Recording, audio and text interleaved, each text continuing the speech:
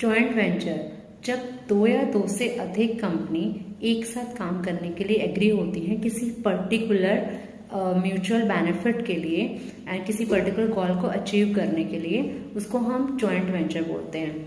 ये कोई दो गवर्नमेंट कंपनी हो सकती हैं, प्राइवेट कंपनी हो सकती है, कोई फॉरेन कंपनीज हो सकती हैं, और वो लॉन्ग टर्म या शॉर्ट टर्म के लिए अकॉर्डिंग टू देयर नीड वो ये कोलैबोरेशन कर सकती हैं।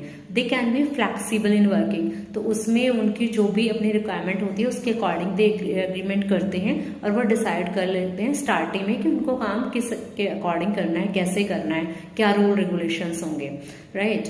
और जब कोई फॉरेन कंपनी के साथ कोई कंपनी कोलैबोरेशन करती है तो बेसिकली उसका रीजन होता है कि एक कंपनी की एक्सपर्टीज दूसरी कंपनीज की गुडविल, रिसोर्सेज वो एक दूसरे के साथ शेयर करते हैं, उससे उन दोनों को ही फायदा होता है इस जॉइंट वेंचर में। फॉर एग्जाम्पल जैसे कि मैक्स ने अपनी इंश्योरेंस कंपनी स्टार्ट की न्यूयॉर्क लाइफ के साथ। New York life already insurance company थी यूएस में, राइट। उनको अपना एक वेंचर स्टार्ट करना था भारत में, तो उन्होंने मैक्स के साथ टाइप किया। मैक्स हॉस्पिटल ऑलरेडी यहाँ पे गुडविल थी उनकी, तो अब इन दोनों ने जब जॉइंट वेंचर बनाया तो न्यूयॉर्क लाइफ को एक गुडविल वाली कंपनी मिल गई जिस देश में उनको काम करना था, नया वेंचर स्टार्ट करना था वहां पे, तो उनको गुडविल का फायदा हुआ।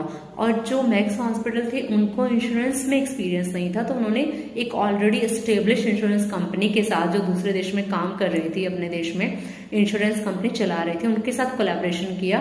तो एक दूसरे की हेल्प करके उनको यहाँ पे इस वेंचर को आगे बढ़ाने में हेल्प मिली, यानी कि मैक्स को पूरा सेटअप मिल गया इंश्योरेंस कंपनी का, तो उनको एक्सपर्टीज काम आई न्यूयॉर्क लाइफ की, और न्यूयॉर्क लाइफ को मैक्स की गुडविल काम आई। तो ऐसे किसी कॉमन पर्पस के लिए दो कंपनीज जॉइंट वेंचर बनाती हैं। कोई छोटी कंपनी बना सकती है, कोई बड़ी कंपनी बना सकती है। Thank you.